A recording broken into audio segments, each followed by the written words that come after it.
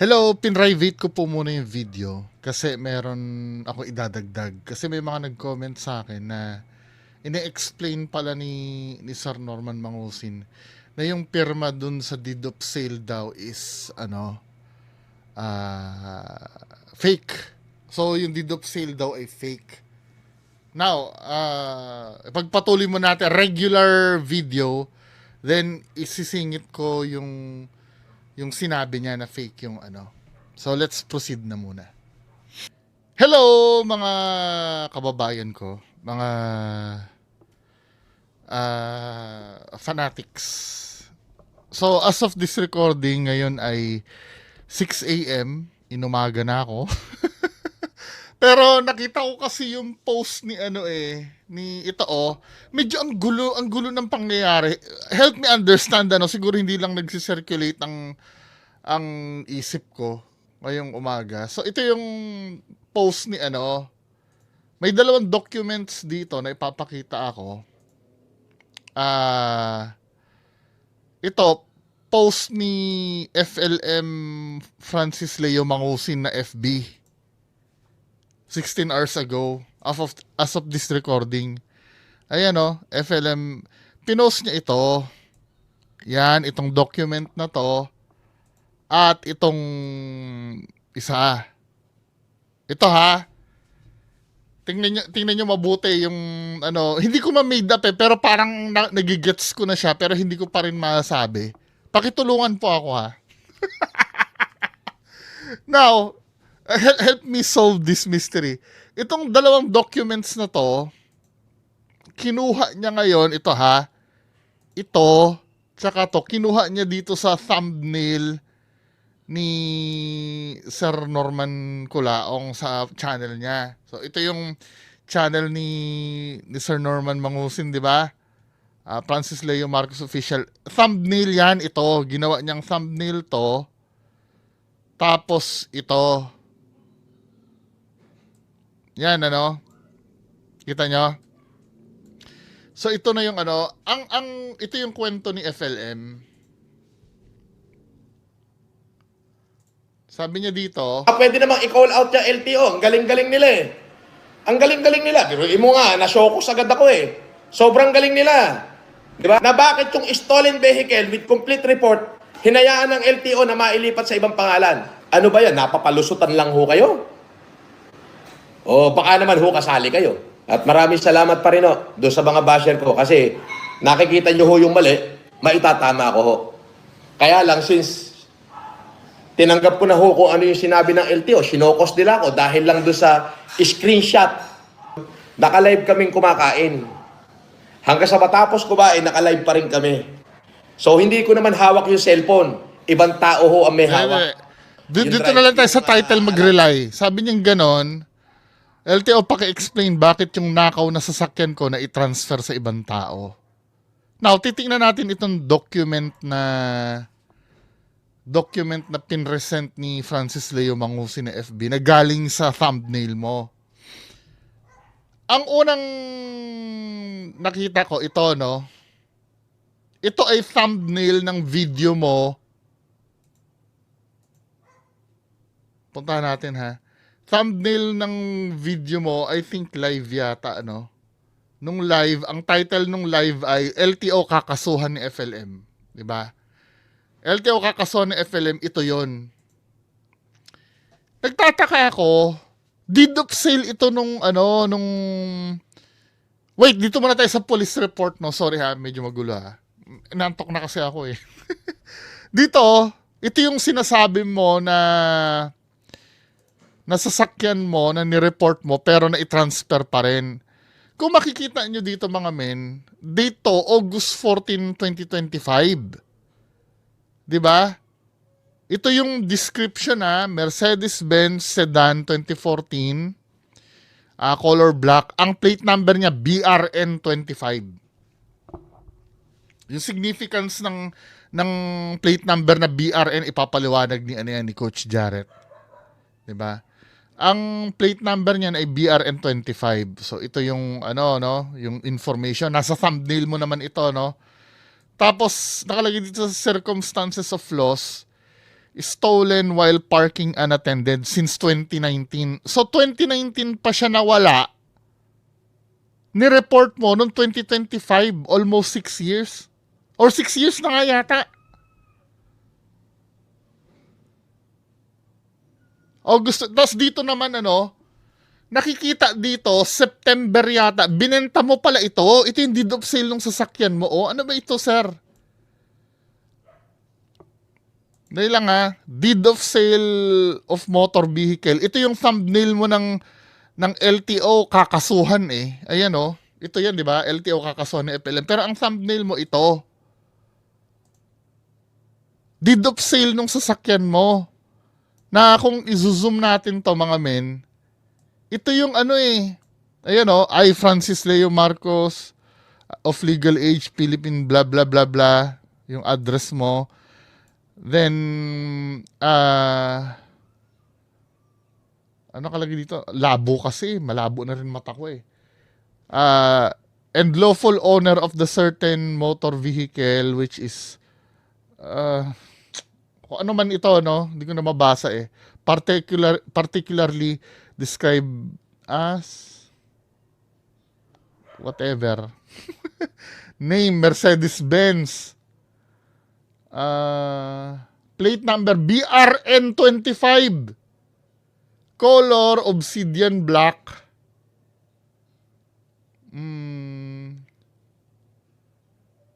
Ayan year model 2014. Ito yung yung ni-report mo nawawala binenta mo eh. Ikaw naglabas ng document eh. Binenta mo kailan ito? Ayan binenta mo ng 2,500,000, 2.5. Ayan nakalagay pa nga yung name, binroadcast mo pa nga yung name nung pinagbenta mo eh, Melchor, ano ba yan? Melchor Leco. May witness pa. Pirmado mo pa, vendor. Ikaw mismo ang naglabas ng document na yan. Kailan ito? Hindi ko alam 22 eh. Anong date ito?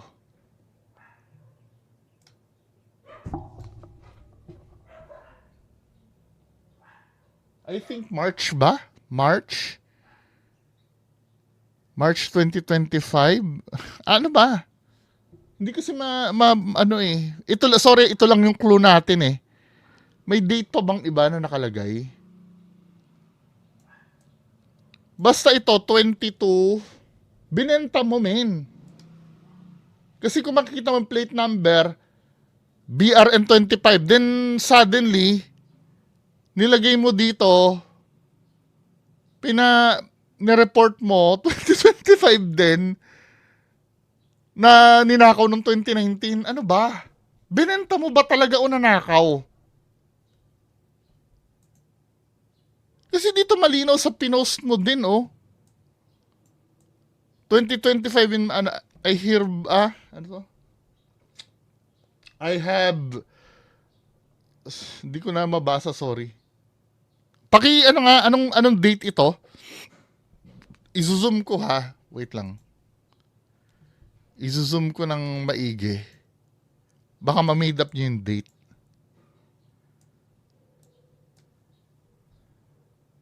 Ayan Ano ba yan? March ba yan?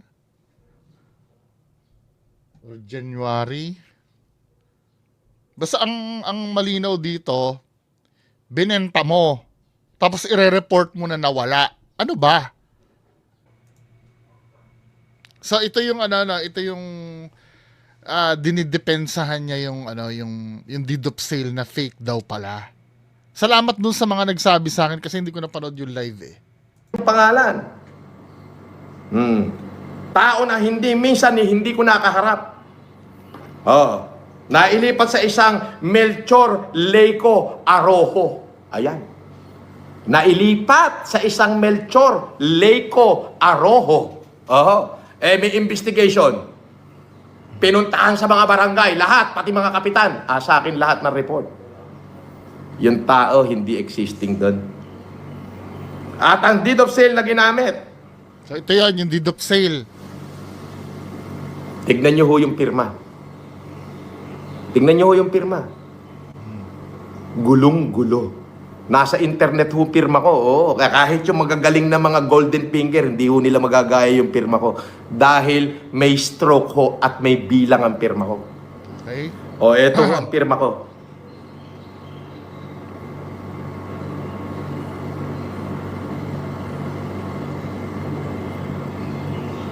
Ang pirma ko ho ay... Ayan, ang pirma ko. Same lang naman. Pero ano, yung sa gumawa ng deed of sale, granting na fake, no? Granting na fake yung sa gumawa ng deed of sale. Hindi naman mga fingerprint expert, writing expert yung nasa LTO eh. 'Di ba? Solid po yan. Ang may fault dito yung magno-notarize.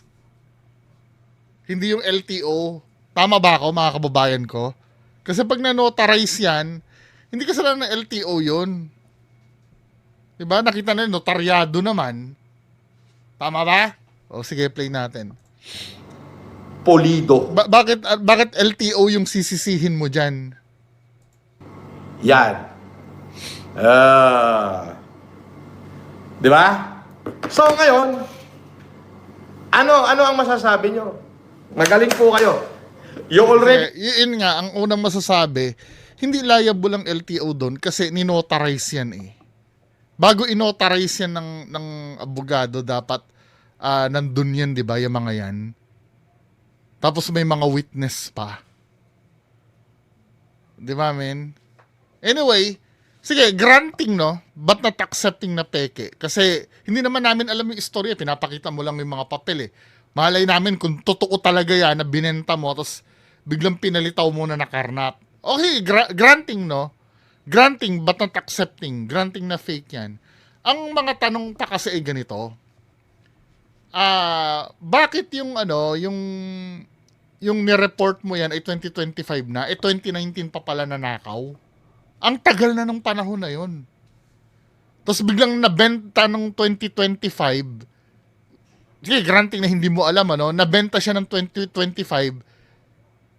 Bigla na lang, hindi, ganito, kasi doon sa period na nanakaw yan ng 2019 hanggang 2025, imposible na hindi may transfer dahil kailangan i-renew yung rehistro niyan eh. Lalo na't Mercedes-Benz pa. Parang may mali talaga. 2019, 2020, ibig mo sabihin, binulok sa garahe yan. Then suddenly, binenta yan ng 2025. Nakita naman doon sa deed of sale, di ba, na quote-unquote fake na 2025. Tama? Dahil nakita doon sa deed of sale na 2025, saka mo lang siya i-report ng 20. Paano mo nalaman? Anong biglang pumasok sa isip mo? Hindi, I mean, ano ka ba? Naalarma ka ba doon nung time na binenta yan? Biglang nag-ring yung cellphone mo. Oy, nabenta na yung kotse mo ngayon 2025. Saka mo ngayon i-report ngayon sa HPG na nanakaw. It doesn't make sense, no? Dahil doon sa tagal ng period na yun, dapat may na yun eh. Hindi ginamit yung sasakyan? Hindi pinarehistro 2019 to 2020. Mahirap talagang paniwalaan, men. May mali doon somewhere in between. Di ba? May mali doon. Di ba? At yung susunod, yung mapapanood nyo pa sa mga bandang dulo ng video na to, niyayabang mo pa yan eh. Yang sasakyan mo ng 2020. Paano nanakaw yan ng 2019? Pandemic 2020. Pine-present mo pa yung yung kotse mo na yung rehistro mo. Yung BRN 25 na yan, men. Hindi, magulo, no? Pero, sige, explain nyo uli, no? Maraming salamat, ha? Pagpatuloy natin tong video. Ayun, stolen since, 29. Hindi ko naiintindihan. Tapos yung BRN na yan, ito ha, nawala ito 2019 pa, tama. Pero niyayabang mo pa ito. Tamo ha, itong video na to, ay nung pandemic. Kailan ito? 5 years ago. O, July 16, 2020, hindi ka pa nakukulong yan. April, May. Ay, hindi, nakulong ka na yata. Late na in-upload ito eh. Pero ito ay 2020, itong video na to. Tingnan mo ha. Isang sasakyan. Ford Expedition. Ito po isang sasakyan ko. Ito po isa. Another sasakyan ko po ito. Kung gusto nyo makita yung plate number, ayan o. Ayan o. Pinakita Ang pa. liwanag ho ng Pinakita dito, sedan. Wait lang ha, zoom natin. Asan ang plate number dyan? Ayun o, BRN25. Yung nireport mo na nawawala. Pero niyayabang mo pa ng 2020? Ano ba talaga? Ayan o, di ba? Tapos, ito, Mercedes-Benz. Mercedes-Benz BRN25. Tingnan nga natin yung, ano, ito 2022 ha. Ikaw din na nag-ano sa sarili mo sir. Tapos ito, yan din o, BRN 2025 Black. Mercedes-Benz 2014. Yun din. Hindi pa nananakaw, 2020 hindi na nanakaw sa'yo, nasa'yo pa. BRN 2020, na BRN 25. Alam nyo kung ano yung significance ng BRN? Ano sasabihin mo dito, Sir Norman Mangusin? plate number BRN25. Pangalan po yan, Francis Leo A. Marcos. BRN25. So, yung mga sasakyan ko. Yung plate number ko po, BRN. Yan po yung tumamang plaka. BRN. Tumamang plaka, special plate yun eh. Sir naman, ano ba? Ito nga ako in-explain ni, ni Coach Jarrett eh. Sa mga video ni Francis Leo Marcos, silipin ang bahay ni Francis Leo Marcos. May napapansin po ba kayo dyan sa picture na yan? Bigyan ko po kayong 3 seconds para tingnan nyo po ang buong picture na yan at sabihin nyo po sa akin kung may mapapansin kayo. Okay? 1, 2, 3. Okay, ako po may napansin na. Papakita ko po sa inyo, turo ko po sa inyo napansin ko. Tingnan nyo po yung plate number. BRN 08. So, iba naman to, BRN 08. 'Di ba? What are the odds na yung dala-dala mong kotse ay BRN 25? Tingnan ko po. BRN 08. Ito po ay special plate. Customized po ito. Nire-request Diba? po ito sa LTO. Ano yung sinasabi mo na na tumamang plaka? Ano yan, loto? Sir naman. Nakakuha nito. Yung isa po niyang kotse sa likod na Mustang na ginamit din po ni Francis Leo Marcos para daw pumunta sa kanyang opisina. Alam niyo po mga kaibigan, no? Ako po nagtrabaho na po ako sa HR ng maraming taon. Anyway, yun lang naman na Anong ibig sabihin nito, sir? Hindi, paki-explain nyo, no? Baka hindi ko lang naiintindihan. Kasi, kung bakit may may, anong tawag dito? Meron siyang deduct sale kung nanakaw siya. Hindi ko lang malaman kung anong date ito eh. Feeling ko March yata to. Ano ba? Pakitulungan nga ako. Kasi kung ito ay earlier, ano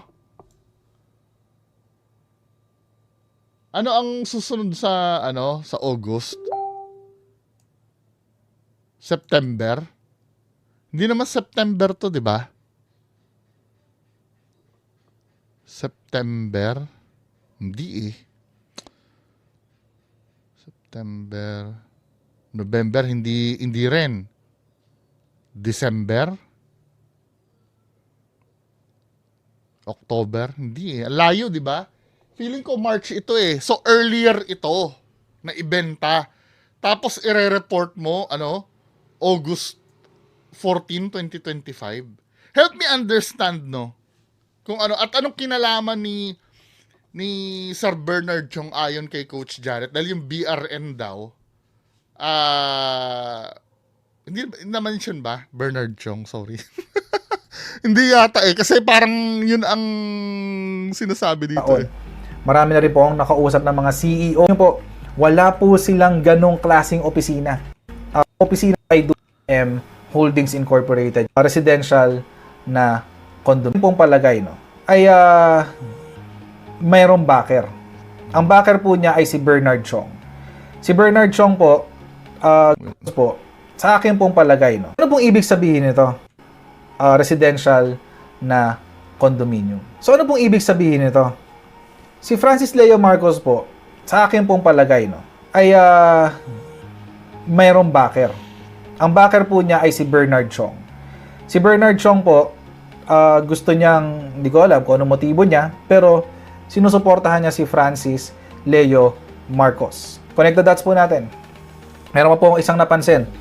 Sa aking pong research, si Francis Leo Marcos po ay may political aspiration. Although sinabi po niya sa kanyang video, hindi po, wala akong plano sa politika. O hindi ay nag-up ilan pa. So naman so Siya po, parang yun na yung kasi Bren Chong ang palayo Bren eh. So yung BRN parang